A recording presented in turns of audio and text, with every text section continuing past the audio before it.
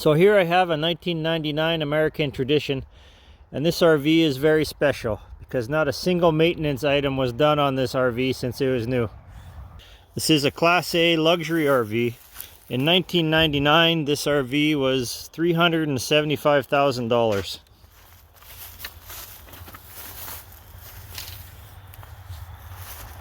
And 25 years later, I bought it for a small fraction of that. So as these older RVs become more and more affordable, more regular folks are going to be able to afford them.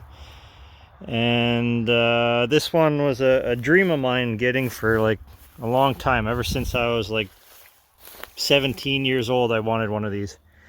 So I finally managed to get one, and the one I found needs a fair bit of work. So I'm going to go through everything wrong with it after 25 years on the road, and I'll start a series of videos where I repair each item. They may not be one video after the next, but a few of them will be. Okay, so this is before I'm shooting the video for the RV. I'm taking it in for a test drive just to see what's doing what, and if anything I gotta notice. I've already noticed it's got an exhaust leak. Here to pop when I put it in gear and give it a little bit of gas. So it does have an exhaust leak.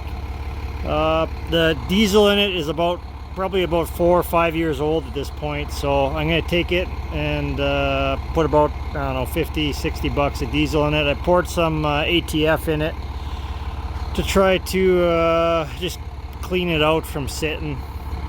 It didn't get driven that much in the last 10 years. It just sat on the grass and rusted out pretty much. So yeah, I'm gonna take it for a test drive.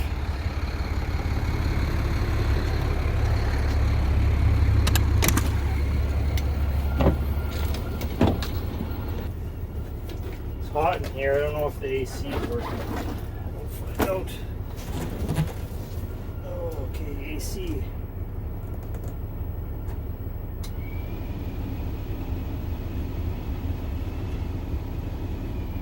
Seems a little bit colder. Got my monitor here so I can make sure. I got the exhaust brake on. I don't know if that's working, but we'll find out. Okay, off we go onto the road.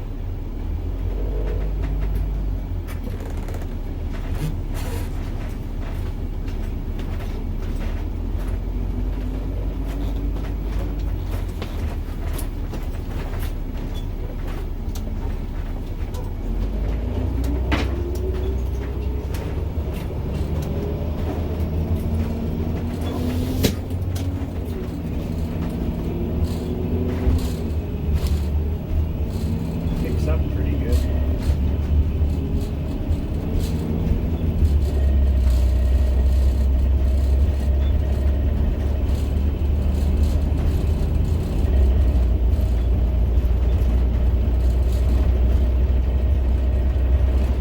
And my RPMs aren't working.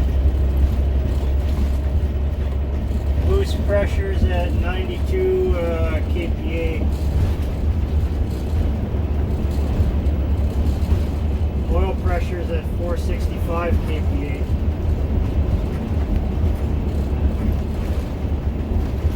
So I got a boost leak, but the oil pressure is good.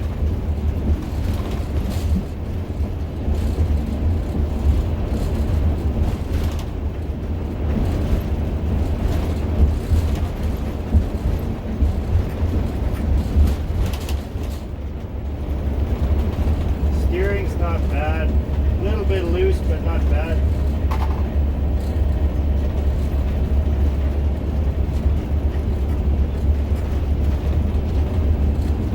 Trans temp hasn't moved yet. It's still bottomed out. It hasn't come up. I don't know if it's not working or if it just hasn't got hot enough yet. Probably hasn't got warm yet.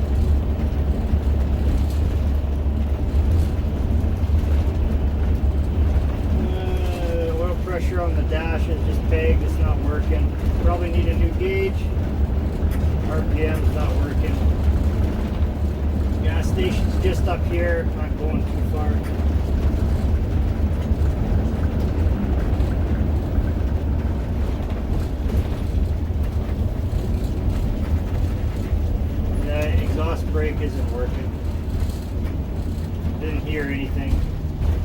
Maybe I wasn't going fast enough. I didn't hear anything. Oh yeah, there it goes. I'm on exhaust brake now. Exhaust brake's working.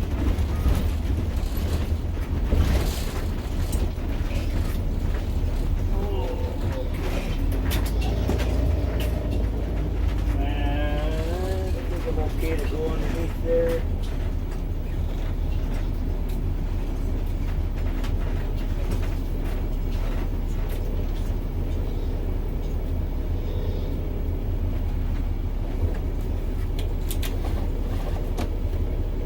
And the cop is right behind me. That's not a good sign.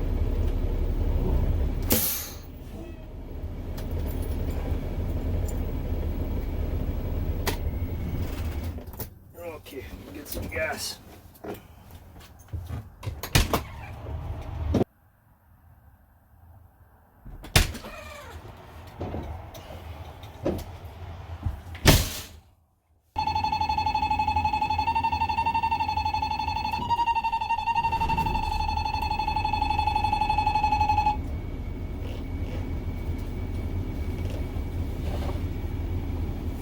Yeah, almost got pulled over by a cop, sprung a leak in the radiator. I think that concludes the test drive.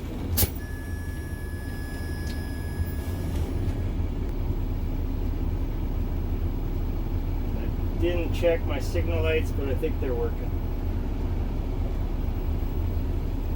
Okay, should be good to go.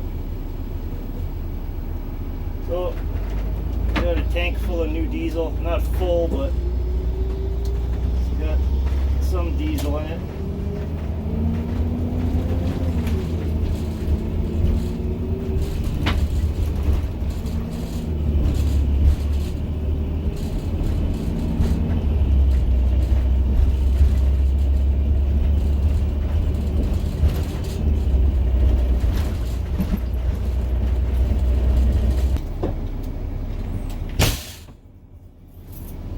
So, I learned a lot from this trip already. I learned that my road can support the RV. I learned that I got a radiator leak, which is pretty much almost meaning that I bought an RV with almost everything wrong with it. Not quite. No, not even close to everything wrong. Radiator, just one more thing. I guess I'll take the radiator out. That's a pretty important item. I'll pull the radiator on it and take it to a rad shop and get them to rebuild it. Yeah.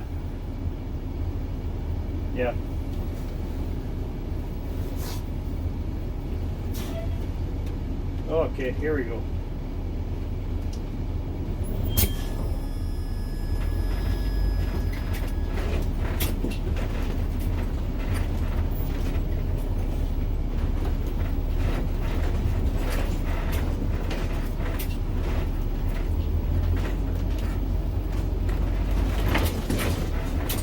Right here is where I'd always get stuck with the trailer.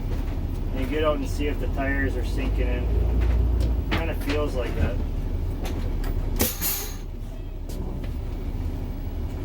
Maybe the cop wanted to pull me over for my step that's sticking out, but I don't think he could have seen that from the road behind me. What it is just a magnetic switch. Maybe I can get it to close.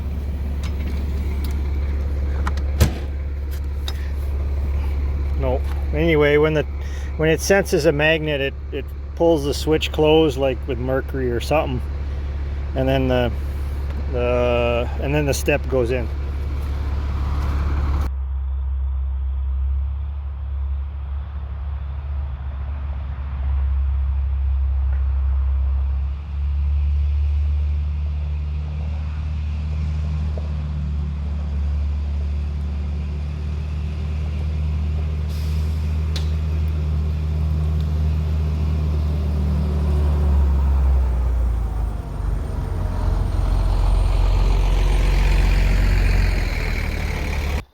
I suppose a good place to start would be a walk around of the outside.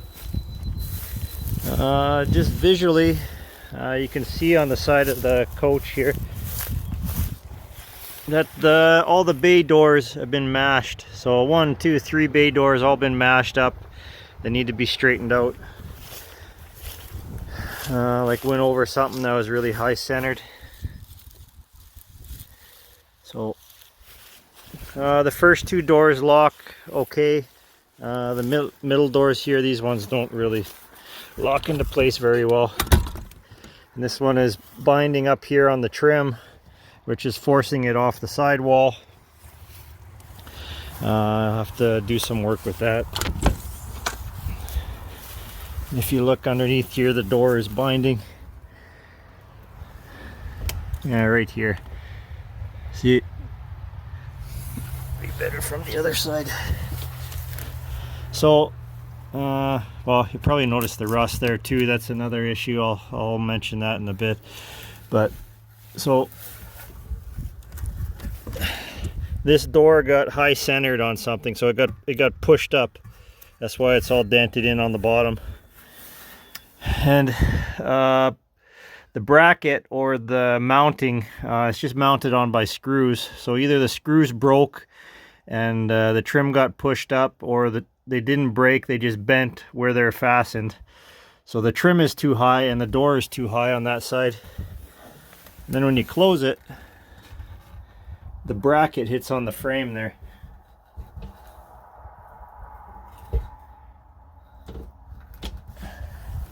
And as it's hitting on the frame, it's pulling the trim out. I don't know if you can see that. See the big hump on the trim? Yeah, pulling it right off the sidewall. So that's one item I'll have to tackle.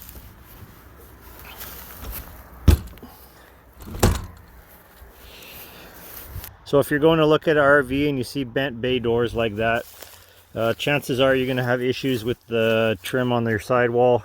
So this is a fiberglass sidewall.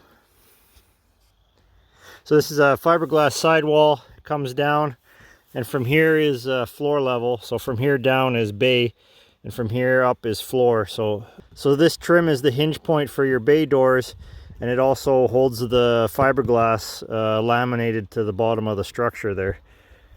So if you have dented bay doors, it's going to affect your sidewall also. Luckily there's nothing going on with the sidewall here. This is a 99 American Tradition, but there's also the American Dream and the American Eagle. The interiors are the same. The American Eagle, I believe, has a leather dinette. The American Dream is the exact same interior. It just has a different cap on the front. Same cap as American Eagle. You can see the clear coat is peeling. Any darker colors, that tends to happen. Even on RVs that are a couple years old, you see a darker stripe on it. You'll see this checking where the fiberglass is expanded and contract, and the paint is cracked. So to get this RV to look like new again, a guy would have to mask that off, sand it down, and give it a quick respray. The white is the base, and then you have your colors over top of the base coat. So there's a lip here where the decals or where the graphics have been painted on. So there's no worries there, you know, paint wise anyway. It's still going to be over top of the base. Has a 10,000 pound hitch. The muffler's not straight. Chances are they backed into something with the muffler, or the mount is not correct, or the mount is right off. Yeah, it's not mounted to anything, that's why it's doing that. Oh no, mount is there. So the issue could be with the rear cap.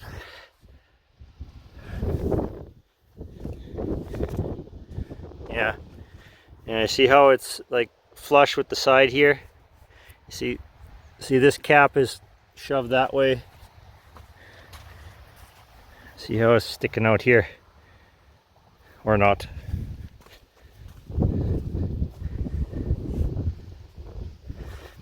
Yeah, so minor. So minorly the cap is shifted at the back here. And if we take a look inside, it's probably come off of the bracket. Yeah, right there. So that's why the muffler looks not like it's in the right spot, but it is. The cap is come off its mount here. So it needs some fiberglass work. I'll have to straighten out that bracket, put it back in place. The rear cap, or the rear cowling, this, I guess the rear bumper cover, needs some work. Same thing with some paint work here. It's been riveted, you know, like somebody ran into something or hooked it on something. It's like a lot of the high center damage. When the front end goes up, because the back end hangs so far back from the rear axle, when it goes up, your rear can drag on things, and say you're in like a woody area, like a campsite, you know, you can hook a stick or something in there and, you know, pull your back cover off, or dislodge it, or, you know, damage it in some way. So that's probably what happened there. There's more clear coat checking. There's more clear coat peeling away here. So just on the darker colors always do that. Lighter colors are intact. See, there's a bubble here.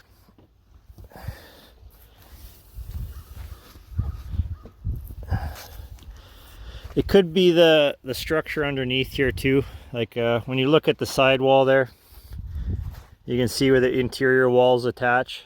It could have been like that new. Like if you look at it on the side, I don't know if you can see that on the camera.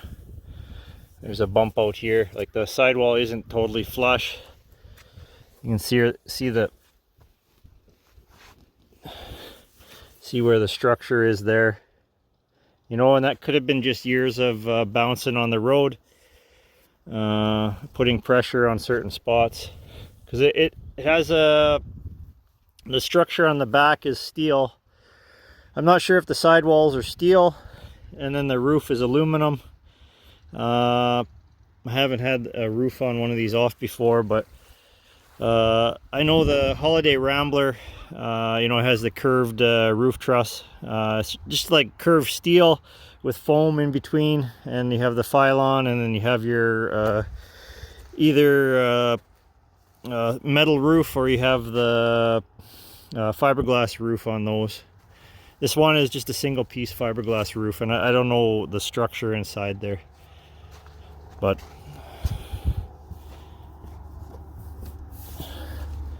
yeah, there's some, I don't know if that's, the sidewall became delaminated, like the it's a little bit under 1/4 inch thick fiberglass sidewall, and it's glued in place. So you got your foam, you got your foam, pylon, it's a whole whack of wood layers all glued and sandwiched together, and then your fiberglass glues onto that.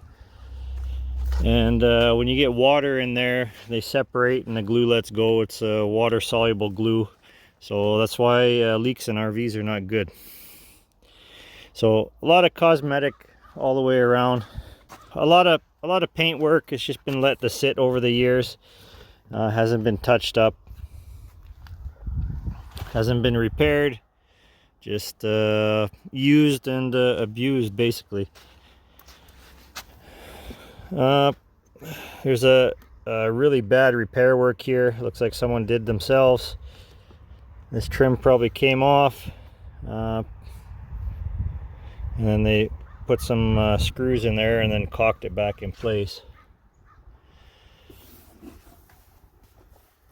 This whole area from the window back to behind the slide out is all delaminated.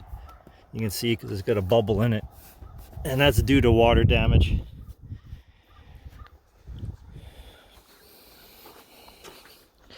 On the front, it had the protective, you know, 3M material, clear coat, sticky, stick-on protective coating on there. And wherever there's an edge on that is starting to peel away. I mean, you can heat that up and remove it and put a new one on, but I don't know how well the decals will fare if you pull that off. And good luck trying to find some decals. You'd have to get it made up at a decal shop, but not too bad. So the American Dream and the American Eagle, they both have the slide out genset. This one doesn't. This one, the genset stays in place.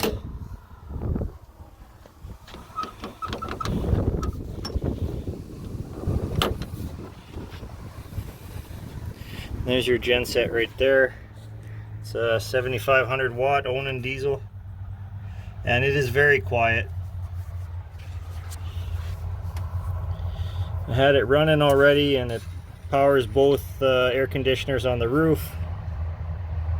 And the oil looks like it's been in there for a while. Yeah, it's not even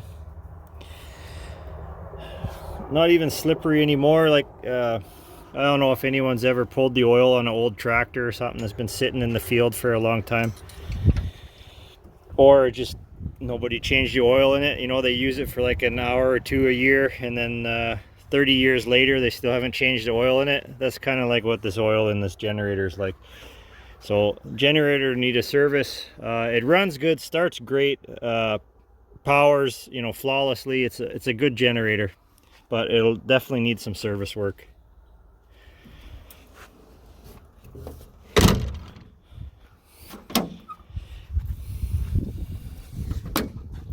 So we got this band here. This is like, remember in the 80s, early 90s, like the square body Chevs, they all had these trims, and everyone had these door guards, like this chrome trim you put on the side of your door, and then when someone opens their door into your door at the parking lot, it doesn't dent your door. But this trim was very common. You could go to the paint store, pick that up, and stick it on. So that's what that is there. I don't know if that came from the factory or if that is you know, something somebody stuck on there, because they didn't just like the black stripe, they wanted some more chrome on there.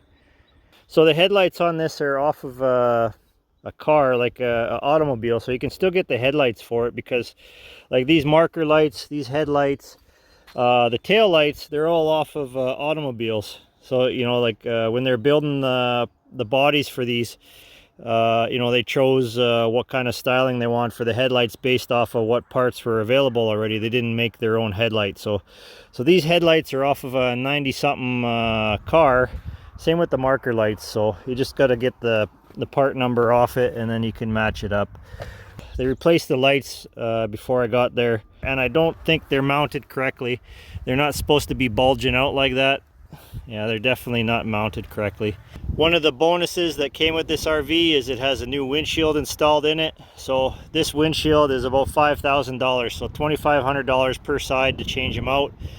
I like that it's a two-piece, and you have the rubber gasket in there, so it's relatively easy to change, just like the old square body Chevs, where, you know, you pull the tubing out of there, and then the rubber can open up, and you can pull the old windshield out, put the new one in. I made sure to get windshield protection, so if I get a big rock chip, well, then it's covered, you know, and you're not out $5,000. The structure of this RV is made up of fiberglass, steel, and aluminum. As you can see, the fuel door here is aluminum, and it's starting to oxidize. I pulled that big paint chip off there because it's going to have to come off eventually. There's just so much to get into with this RV. It's daunting. When I went to look at it, I didn't have my wits about me. They're still hard to find, you know, like a real, like, nice RV, like a high dollar value RV. They're still hard to find there. So when I was looking for a really nice luxury RV like this one in my price range, the nearest one was like 2,000 kilometers away, and it was older. I was looking at a 1991 Holiday Rambler Navigator, which is a nice RV too, but that one had would have needed a windshield. The side window was leaking. They had like it taped off there. As soon as you start looking at older RVs, you're going to have to deal with some maintenance and some repair issues. But what's the alternative? You know, $1 million Prevost, $500,000 RV, you know, like, and they're not built the same quality anymore. This one is all solid wood. The new ones are all like vinyl coated particle board, you know, and I mean, I suppose it lasts, but it's not the same quality isn't there.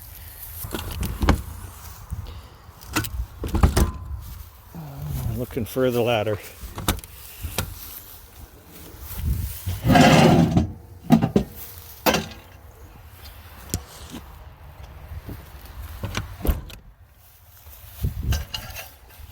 Just too much to do.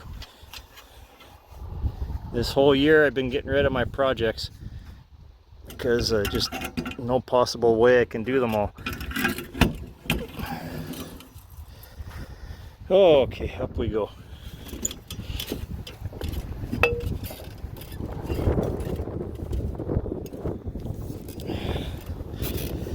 So a ladder, usually cracks around the ladder. This one is still in really good shape. Ladder's really sturdy on there. It's not, hasn't moved. So if you haven't had an RV before and you're looking for what to look for, well, you want to look for any cracks. So see, the seal is all tight here at the back. There's no big crack between the seal and the, I don't know what you call the trim piece. So there's two parts to the roof. So here's the back fiberglass cap, here's the roof. So there's a seam right here, and this cap or this trim goes right over top both of those, and it's sealed, so it'd be silicone underneath these, or that mastic, or what do you call it, that stuff that never dries out. It just stays like, it's like putty. Either putty underneath this or silicone. So this is what seals the back cap to the roof, and if the sealant is cracked on the outside here, you got water coming in. So even if the owner says there's no roof leaks and it's never had a leak before, you know, most people, when you go to buy something like a purchase, you may not be thinking clearly, because you're like imagining what you're going to be using it for, and you might miss some things, you know. So always go up on the roof, always look at the roof. So the rear seal is good on this. There's no cracks here, there's no leaks here, so that's great. So in the ad it said a professionally installed solar system. So you got two panels there. You know, he's got screws into the roof. You know, that's getting old too, that not really holding anything. Like, usually you don't want to put a hole in the roof. You get some self-leveling sealant, you just lap it over the wires. You don't have to screw anything onto the roof. You don't want to make holes on the roof, but they didn't do it like that, so I don't know how professional this installation was. So if your roof AC is leaking, it'll be loose, but the AC unit is not loose. So how this AC unit attaches to the roof, it has a big foam gasket, and it just sits on a hole on the roof.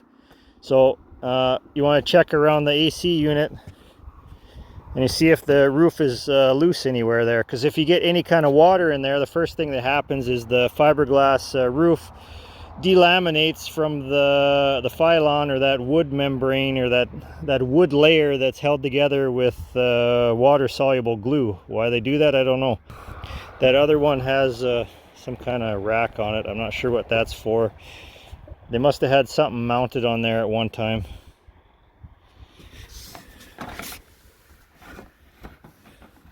Or that was the original location for the solar power. It ran through the roof and then fished through the wall. Because right here inside the unit is where it has the control center, where it shows you how much is charging and if it's charging and what your batteries are like. So that might have been what that was for. These solar panels have been upgraded. It just has silicone sealant there, and it didn't stick to the roof. because this roof has the UV coating on it, which is probably what saved the fiberglass on this roof. So at one time or the other, somebody came and rolled the roof with the UV coating. So that's what this is here. So that's not the gel coat, that's the coating that somebody rolled on there at one time. So in order to get silicone to stick to that, you got to remove that that UV coating. You know, see, it's coming off on my finger.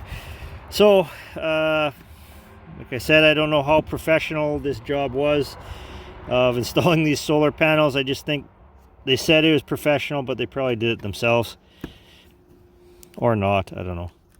But yeah, that's not sealing anything. So it could be sealed, and it could be leaking. Sooner or later it's gonna leak. So silicone does not stick to a coating that is peeling off. When I went to go look at this RV, I was like, first thing I said, did this RV have any kind of roof leaks? And he said, no, it's never leaked. So he flat out lied, because this RV does have roof leaks. So I'll show you when we go inside. So here's the fridge, right beside the fridge. So somewhere right here there's a leak, because you open up the closet door, and it has the cedar lining in the closet, and there's water staining on top of the paneling in the closet. So there is a leak somewhere here, probably coming from one of these mounts for the solar panel, or one of these screws here that the plastic is degraded already and flaking off. Sewer vents, the caps are all, you know, they're all tight. They all been coated with that same UV stuff. So I don't know how old those caps are, but you know, the plastic is not degraded. You know, there's no cracks in it. They're nice and strong. So maybe that UV coating is good after all. And as you can see, there's a crack there. So there's definitely water leaking through there. Even though the lap sealant is cracked here, I don't know if it's leaking underneath the flange into the coach. Oh, hello, big ant. Yeah, but there's definitely a crack there, and there's a crack here that would, you know, go into the space. A hole there that would go into the space. So the vent cover for the fridge definitely needs to be replaced. Looks like they didn't coat that with that UV paint stuff. So the plastic is totally deteriorated there. And that was white to start with, so even the white plastic deteriorates after a certain amount of time. That's probably 25 years old now. And here is where the main problem is. So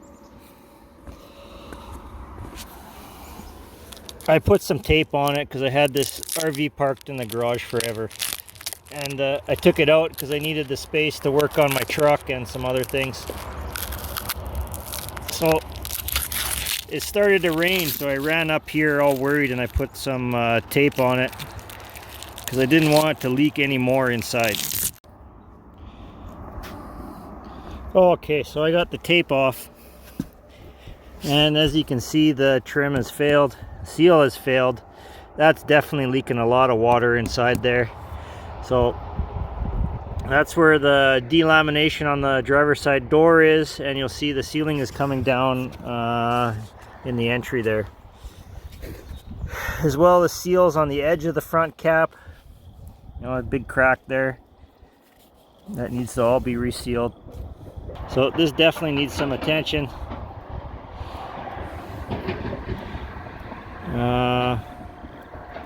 I guess that's the self-leveling, non-hardening sealant stuff, but yeah, it's failed.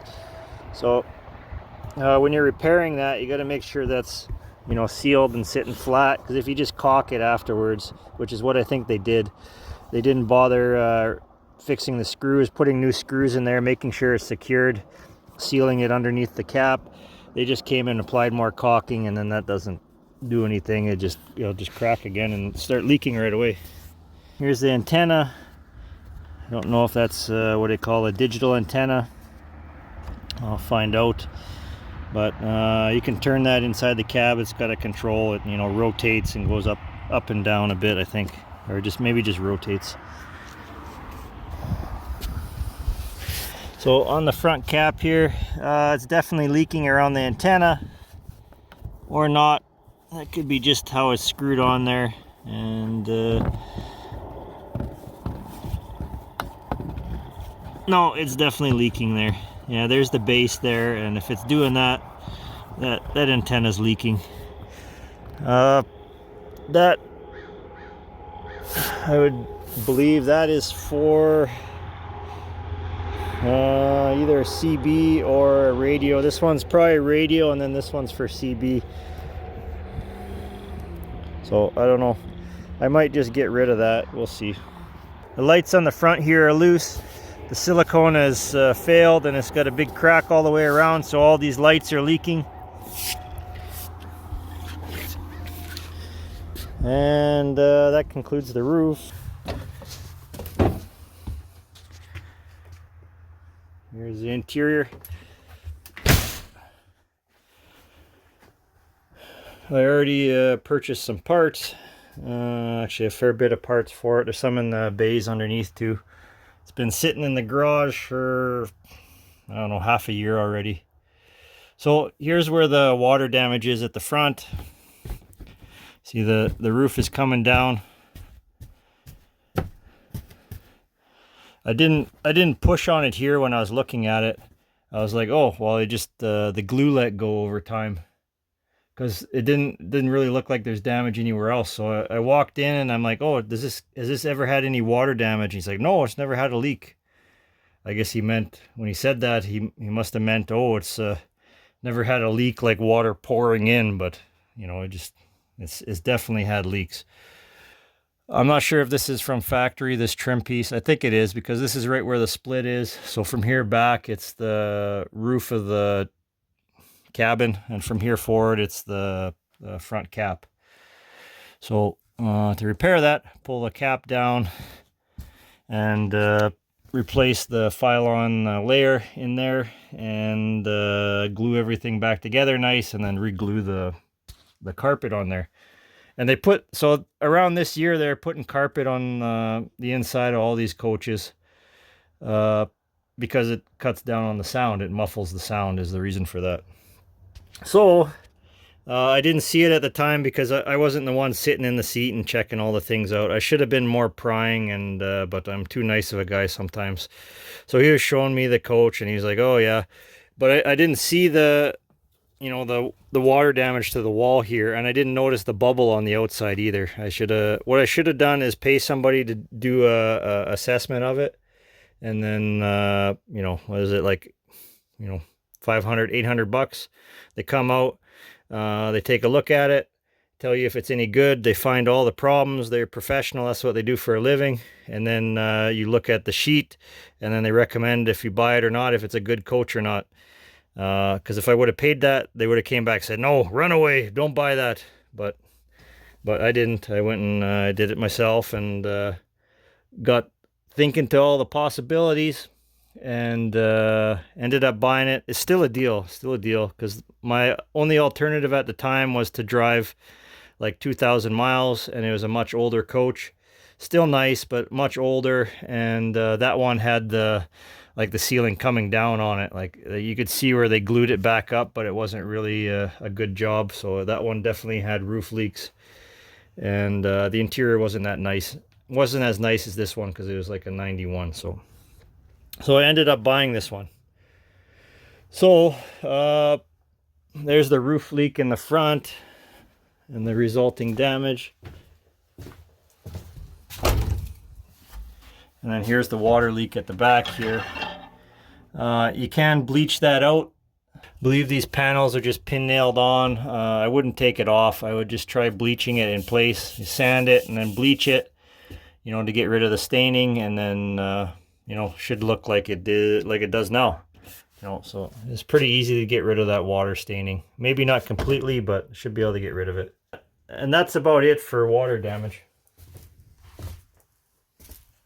And all these leaks could have been avoided if the owner just went on his roof yearly and just like applied a little bit of caulking, you know, just went and, okay, there's a crack there, caulking there, caulking there.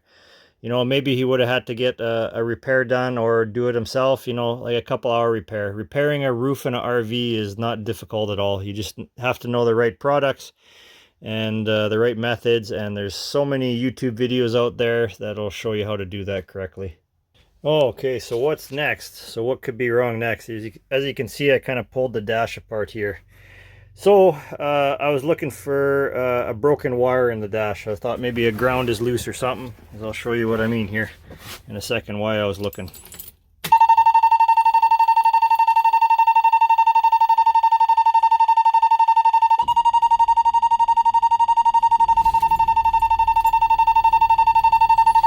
So you see the oil pressure here. I'll wait till it stops beeping. It runs very well, runs like excellent, runs great. But you see my oil pressure gauge there, and you see my tack.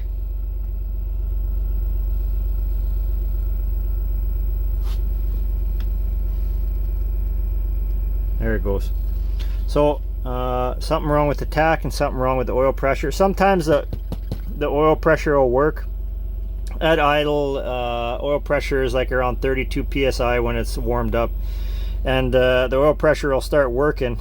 But as soon as you go over like 30 some psi, it just bottoms out. So I think the oil pressure is the problem with the oil pressure gauge is the sending unit. The sending unit is bad. It's just wore out, and it's just shorting out after a certain pressure.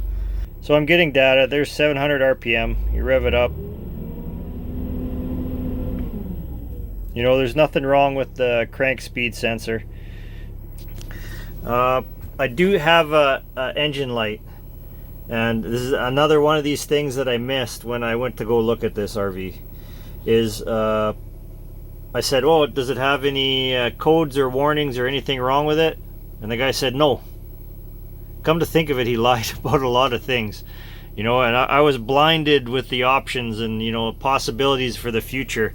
And but it is still a deal. Even if I was aware, I would have still bought it. But yeah, I didn't notice it had an engine light. And you see there's like some kind of sticky tape that was got taken off there.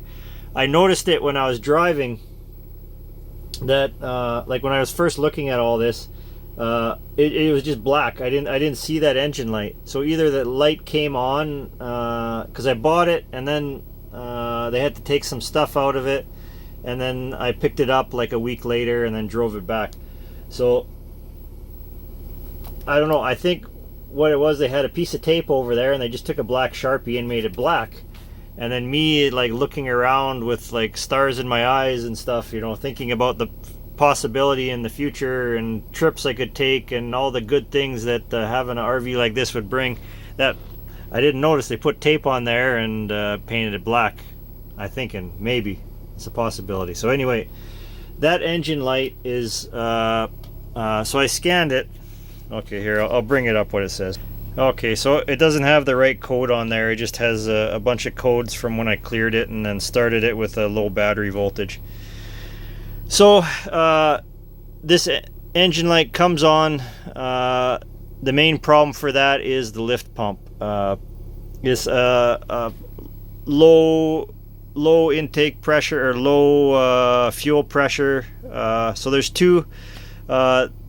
This bus has a ISC 350, I think. Maybe it's just a 300 Cummins ISC, but it has two sensors on it. One is a sensor for intake. One is a sensor for fuel flow coming in, so it can sense if there's no lift pump pressure. And then the second one is the high pressure after the fuel pump. So if your lift pump is weak on it, you're going to get a check engine light, and eventually you're going to get a high pressure pump failure. So that's why that engine light is on. Once the engine is running, it draws its own fuel. It doesn't use the lift pump, but I think the lift pump still stays running, but it doesn't need the lift pump once it's running. So it'll still run and start without a lift pump working at all. It'll still draw fuel, but it's really hard on the high pressure pump. So I got a fast system for this. it'll keep pressure to the high pressure pump at all times, and keep it running, you know, long into the years of using the RV. The kilometers are really low on this, as well, I shouldn't say really low, but they're not high. It's 173,050.8 kilometers. So for a heavy chassis and for an engine like the 300 ISC or 350 ISC, that's not a lot of hours. You know, that's not a lot of miles. You know, you can get over 500,000 kilometers. You can get over 500,000 miles on this engine and transmission. So kilometers aren't really a big issue as long as it's been taken care of. And even though these people didn't do any maintenance issues on the RV, they still took it in to get oil changes and stuff, because I guess that's what they knew about. They didn't know that you have to inspect the roof and recaulk things and all the little maintenance things that you got to do when you have a coach like this. But they did get the oil changes done, and it's got a really good drivetrain on it. So this is a 8.3 liter Cummins. It has the cap system on it. It's not a mechanical injection pump. It is a mechanical injection pump, but it's like variable pressure mechanical injection pump controlled by electronic valves, and it does have a controller and all that. I'm not sure if you like cut the power to it, if it's going to stay running. Probably not, because it doesn't have the same it uses a electronic shut off, so it has like the little solenoid that shuts it off and stuff. It doesn't have the, you know, the arm that actually toggles back and forth to shut off fuel to the pump. So yeah, it is a mechanical, but it's not a mechanical, I suppose, if that makes sense. So it's kind of like a common rail, but it's kind of not. You still get the same high injection pressures. So this is a really economical engine. This RV will get like 10 to 12 miles per gallon, maybe more, compared to the newer ones with all the DPF and all that other things going on. This is pre-emissions as well. So it's got a lot of good attributes, but it doesn't have all of them. If it had a mechanical injection pump, I'd just be happy. So I think 98 was the last year they had the mechanical injection pump, and then it went to the cap system. And then after the cap system, they had they went to the common rail with the, you know, electric injectors and all that other stuff. So it's kind of half mechanical, but not full mechanical. And there's no oil leaks. That's awesome. There's no oil leaks. I had this parked in the garage for 5 months. Not a single drop of oil on the ground. And you notice I got a couple wires here holding the rear doors in. They latch, but I didn't feel confident going down the road with it not wired shut. Okay. Oh, also got a bungee cord on there, I forgot. Oh. Okay. So the main reason that this RV I got a deal on it is because it has rust issues. When I first went there and looked at it, he's like, "Oh, it's got rust issues." I was like, oh, "Okay, what do you mean by rust issues?" And he says, "Oh, underneath on the rear." I was like, "Okay." So I went and looked underneath there, and I saw this here. You know, same thing on the other side, not as bad, but same thing on the other side. So I was like, well, that's not too bad. You know, I'm a welder, so I can weld pretty good. Not a professional welder, but I do almost the same amount of welding, so that's why I call myself a welder.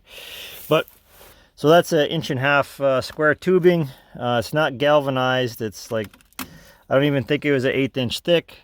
It's very thin material, very thin. It's painted. So very thin 1.5 inch square tubing, just painted, and then over time, you know, it gets hit with rocks, you know, and then it just rusts out. So I was like, oh, okay, well, that's pretty easy. Like, look, it's a square run down, and then angled to this height here, and then a square run back up. The problem with repairing this, here, I'll open the other panel. Okay, I finally got it. So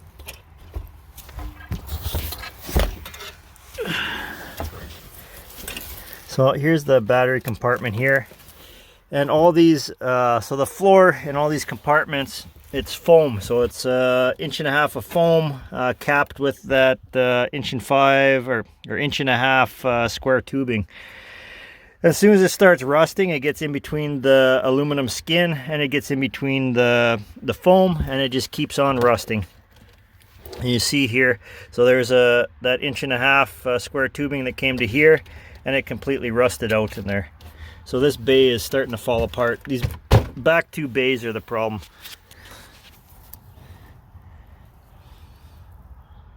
See here, there's the foam, and then here at the end would be the steel, and then that's where the bay door would connect to.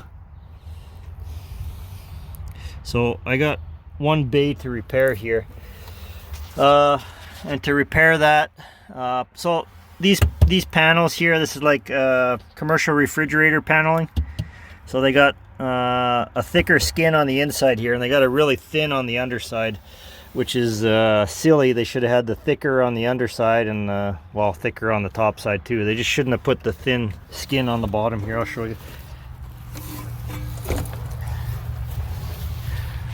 So you can see here in the wheel well,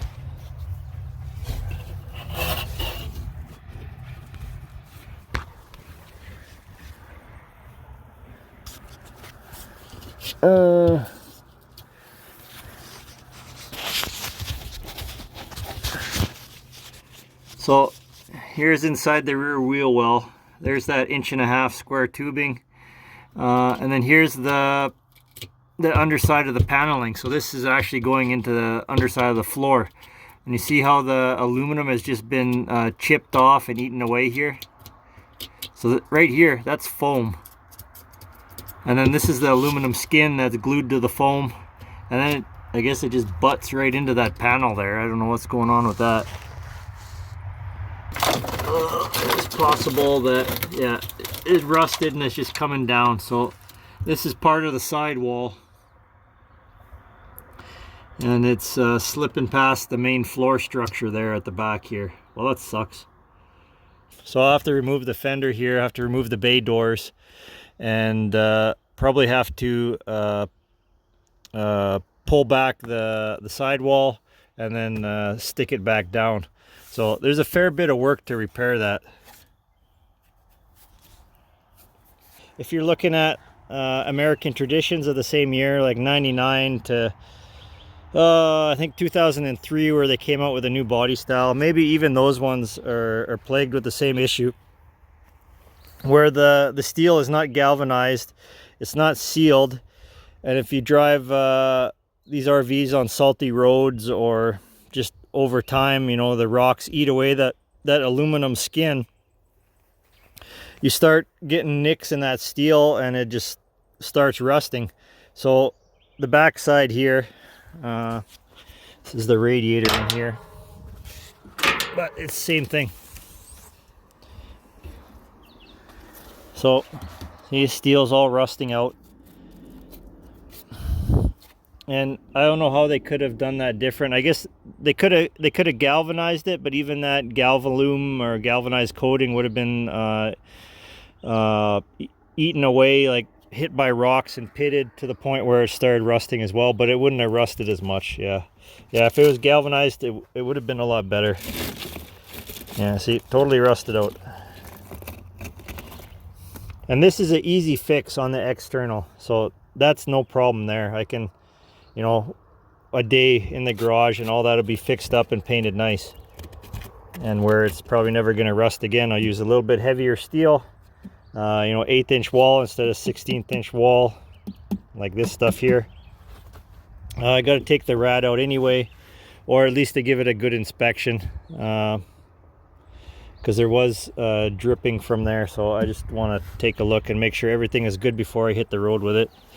Either way, I'm looking at a couple months of this thing being in the garage before it's ready to go. Here, I'll take a look underneath here. So the rest of the coach, there's not too much worry, but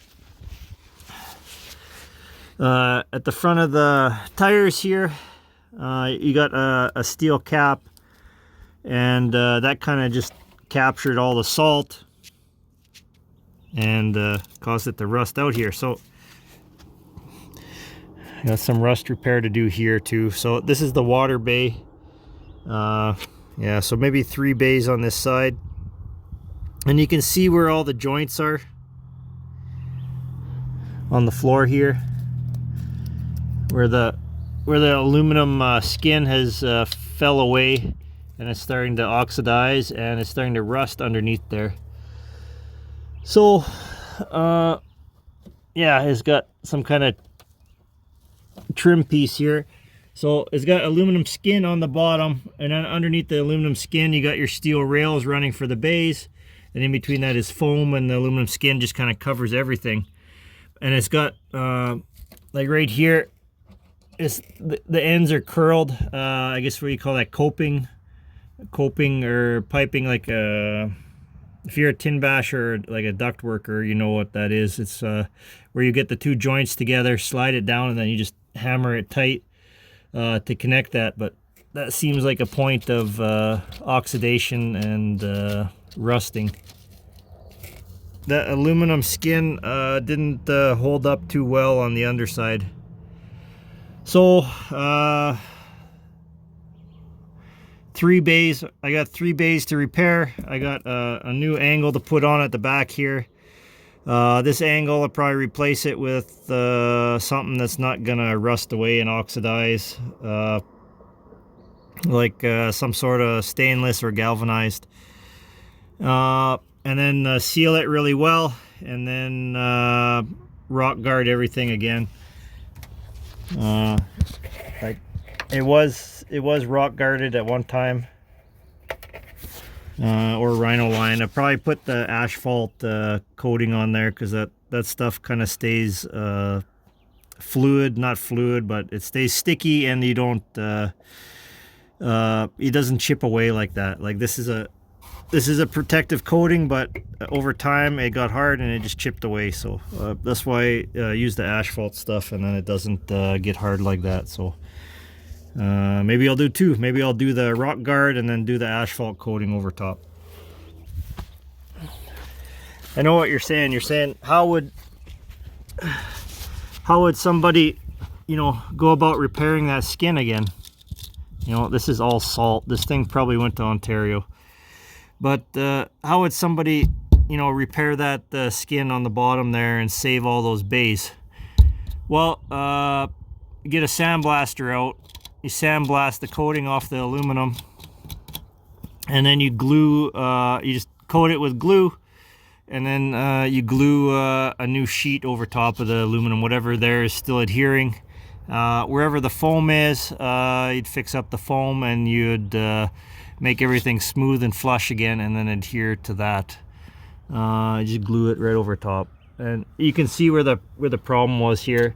So everywhere where there's a bolt, that's the bolt for the slide out. Like there's a sliding bed there, or cargo bed, slides in and out. Those are the bolts for that came through on the supports for the bay, and they started rusting at the bolts, and then the corrosion hit the aluminum, and then it continued into the steel. Like,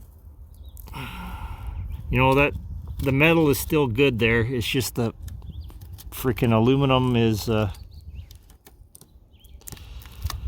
know, oxidizing off it, and possibly there's, you know, part of that that's not good. Yeah, so a little bit of work to touch up the underside of the coach, and possibly get it to like new condition again. Not a lot. I mean, it's all fixable. So in the next few videos you see me repairing all that,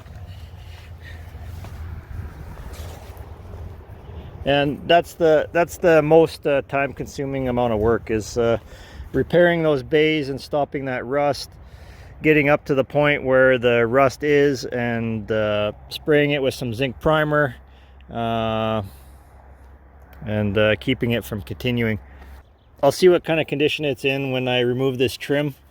So once that trim is off, you'll see the separation between the lower structure and the upper structure, and you'll see if the rust is went up under behind the fiberglass sidewall. Okay, on to the next item. This has a big propane tank in it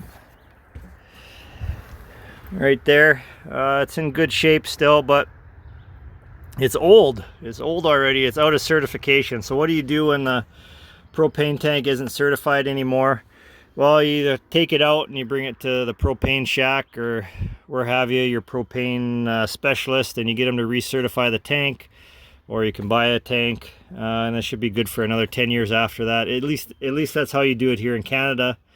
Or what you can do is you can install a manifold at the back and just have 2 or 3 30-pounders in here. I think this is 100, how many gallon? Oh, 50.6 gallon tank. I think it's 100-pounder. So when I got the RV, the guy that owned it, he had it parked at his, I guess, lake house. Not really lake house, but his acreage in the country, and he had it just like dry docking. It was just sitting there. They hadn't driven it in a year or two. Hadn't changed the oil in like 10 years. They didn't get enough mileage on it to make it past the service limit. When they bought it, they did a bunch of service, and then that was the last time they serviced it, something like that. In the manual, it has all the dates for the service and the hours and stuff. So anyway, everything, all the service is like due, and even if it wasn't, I'd still be doing it anyway, so no big deal. But anyway, he had a dry dock, and he had a line connected from where the propane bottle connects, and he just had it, he was like running it off of 20-pounders or 30-pound propane bottles instead of driving it to refill the main propane tank, because it's past the certification point. It's past the 10 years when that tank was certified. He'd have to take it out and get it certified. So they're driving it and using it, but they're just running it off of a 20-pound propane bottle, in other words. So that line that was connected there, that had a leak here. Yeah, I think it was this line. He had this line connected to the pressure regulator here, so he had this one screwed into that one, or something of the sort. This connects onto a propane bottle. So anyway, and that line was, there might have been one in between here. I might have thrown it out already. Yeah, that one wasn't the one or something, I don't know. Anyway, that line was leaking, and I think they're trying to figure out where the leak was coming from. So when I went here to the water tank, or the water heater, I noticed the propane line was disconnected. So I think they thought that the leak was coming from the hot water heater. I took the controller off it already. This was replaced in, well, where's the date here?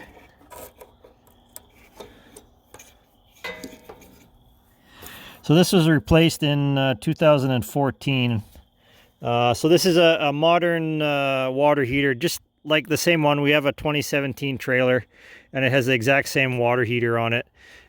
This one just has the 4-wire controller.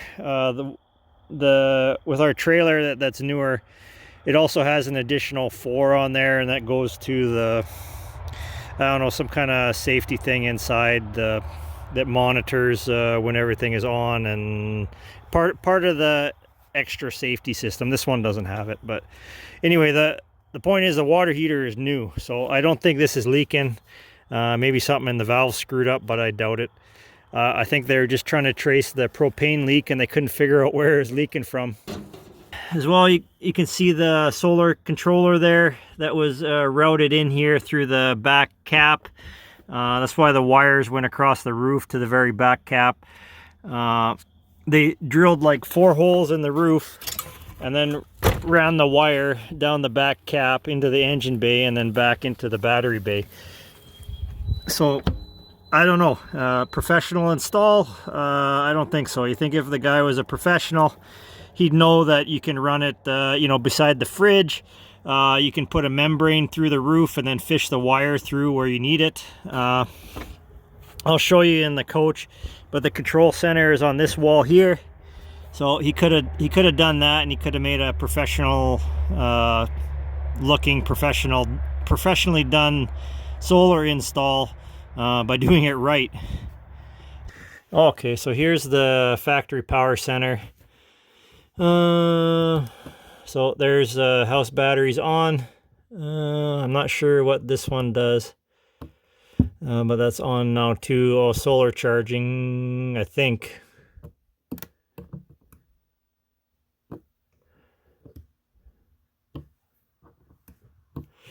So anyway, but here's the controller for the inverter. This inverter is no longer on. It's no longer connected. What they did was, instead of using the house inverter, replacing the inverter that came with the machine, they added a aftermarket inverter. And because it was easy access, they stuck all the mess back here. And there's the inverter. It's a 2000 watt. I hope it's a pure sine wave inverter. And there's a switching box. There's a breaker box. But having all this under the bed is not good. You know, I'm not too thrilled with having all that under the bed. So there's the electrical panel for it. So I'll have to sort out some of that. It does work. You know, you can. Inverter's on. It doesn't have a remote connected to it. No, the remote's not connected. There's the wire for the inverter remote. I don't know where that's running to. But it's not how it was at factory. I mean, it does have this cover here. But you know, it looks like there's a crack or something there into the engine bay. I don't know. They probably sealed it up due to mice, but it'd be something to have to figure out.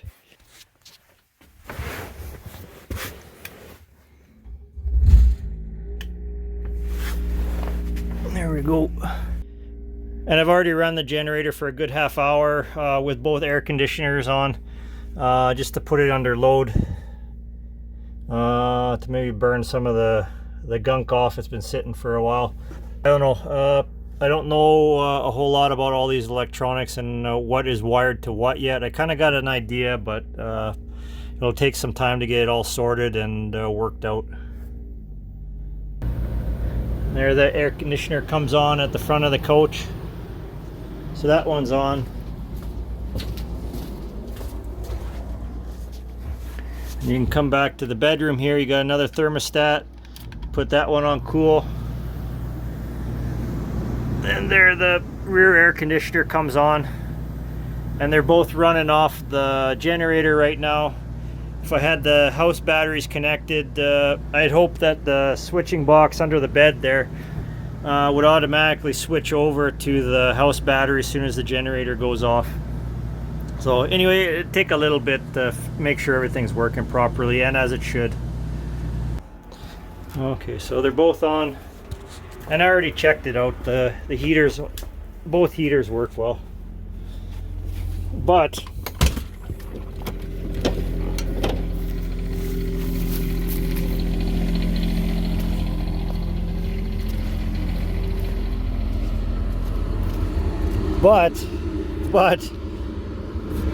the exhaust smells like there's something cooking in there.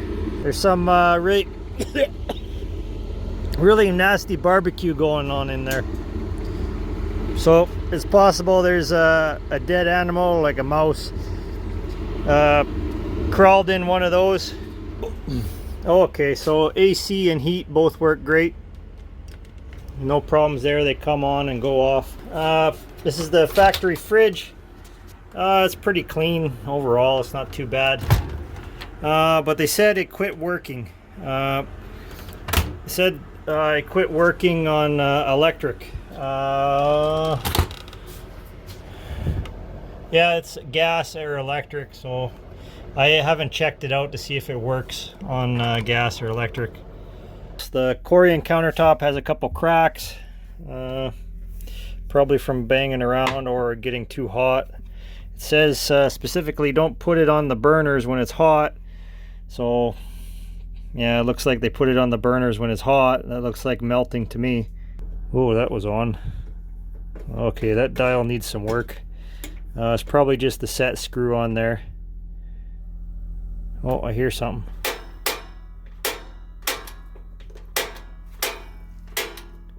Sparker's working, but not for the right burner.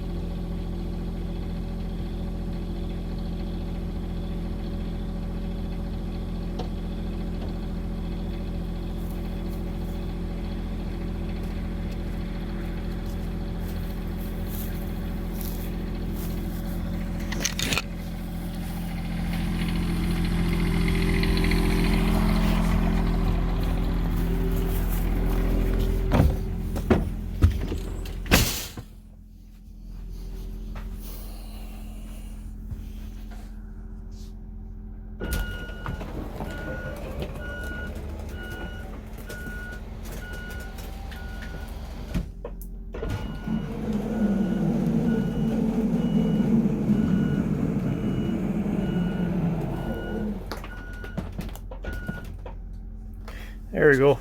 So there's the main slide out. So the front slide out comes out, goes it back in really well. The seal at the back needs some attention. I'll just stick a new seal on there. The problem with the front slide out is the drain for the kitchen sink. So right here is the drain hose. The sink is on part of the slide out, so it's got a drain hose that moves out and comes back in with it. So this is the drain hose here. I think it's an inch and a half. I think it's an inch and a half line that comes back here. It goes into this flex hose. Originally it was all this material here, and later on they spliced it with a rubber hose. Can't remember where I saw it. Either this rubber hose or the plastic flex hose here had a big crack in it. Yeah, right there. Turn the light on.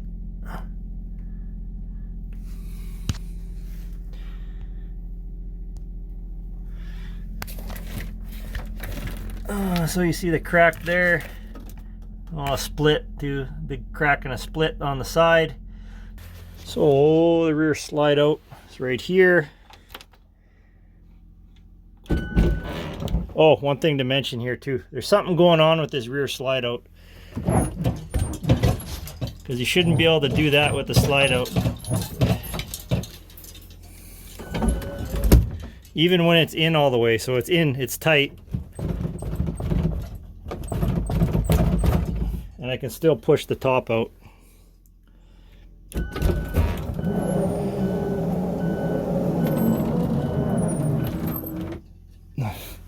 And at that point, I thought he was going to fall out. So I'll have to look at that. Here's the water bay here. I had it apart because I was trying to figure out how to drain the water out of it. It just wasn't draining. So here's the tank bypass line. It's a three-way valve. So you turn it one way. Oh. Water pump wants to run, but I don't have a water pump on it. So here's the tank bypass valve. You turn it one way and it drains, or to fill it, you know, the drain is the same as the fill. So you turn it that way, all the water drains out. Turn it the other way, the valve is off. Working. It's just it's not working. So what the guy would be doing, I'm just imagining this. He would come here. He would open up his water bypass valve. He'd open up his cold water drain, open up his hot water drain, and let it all drain out. But this valve wasn't working, so there was no. The tank wasn't draining. The tank would stay full. So he'd pour his winterizing agent into the water tank. The water fill here, I think that's the fill for the water there. Yeah, just open that up and you pour water in. So you pour your winterizing agent in that as well, and then you suck it from the tank. That's how to do it, but that's not really a good way to do it. Best way is to hook it to the line and not pour any of that winterizing in the tank, but it has you pouring it into the tank in the manual here, I believe. So anyway, his tank wasn't draining, and he just poured it in there, and then he flicked the pump on thinking he was winterizing the coach, but really he wasn't. When I got it, the tank wasn't drained. It probably had like, I don't know, maybe like 20 liters of winterizing agent mixed in with the water that was remaining in the tank. So to drain it out, I had to take this line off, and all the water drained out. I have the little stamp there, like maybe that's it, 01. I don't know. They're old. Back ones are old anyway. The ones on the front definitely aren't newer than 5 years. Maybe just close. On the front here, yeah, there we go. These ones are from 01-16. So these ones are definitely old. It's 2024 right now, so it's 8 years old. Front tire is 8 years old. I mean, they got lots of tread left in them, but I'm not gonna risk, if I'm doing all this work to the coach, I'm definitely gonna put some new tires on it. You know, so there's you know, 2, 4, 6, 8, 10, 12, I don't know, $1,500 in tires if I mount them myself. So I already got those covered. The backup camera works really well. You can hear, it has a microphone in there, so you can hear who's behind you, or hear someone giving you instructions to turn or stop.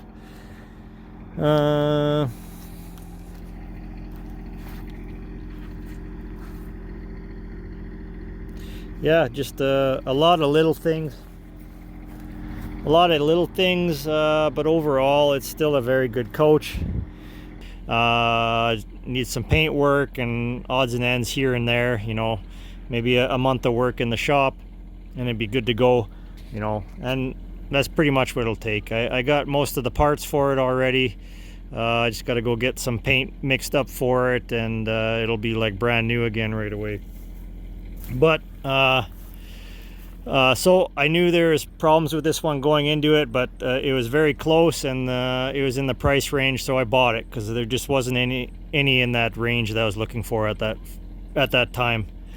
But as soon as I bought it, like a week later, there's a American Eagle, like an older one, a little bit older. It's like a 95 American Eagle, and then there's a 2002 Monaco Signature at Ritchie Brothers, like at the local auction here, and both of them went for a low amount because the American Eagle was sitting for a bit, and it was like this one in disrepair. Nobody did any work on it.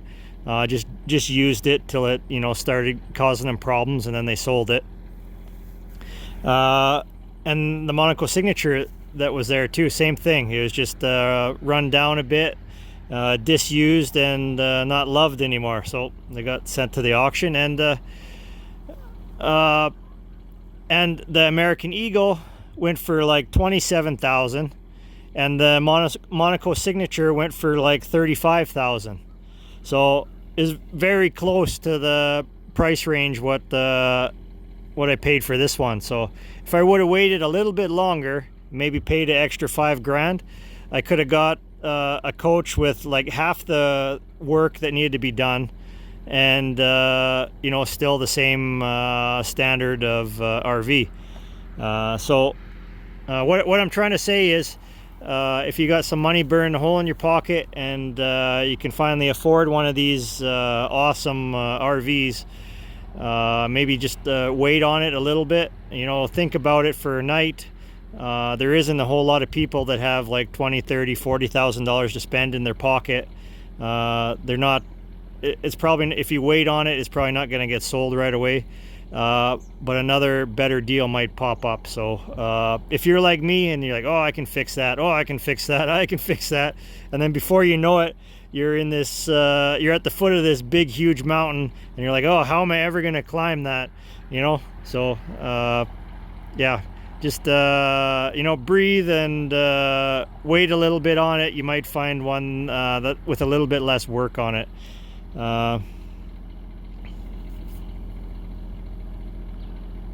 So just breathe and wait on it a little bit, you know, sleep on it, give it a, you know, a week, see what else is out there. Don't pull the trigger on the first deal that'll work for you, and you might come up with a better deal than what you thought. Because these RVs, they can't be financed anymore, they're too old. So a financing company isn't gonna finance something like this. You can't get financing for an RV like this through Ritchie Brothers. The only way to buy something like this is with cash. So not everybody has $30,000-$40,000 cash to spend on something like this. So just yeah, wait on it and look for the right one that works for you.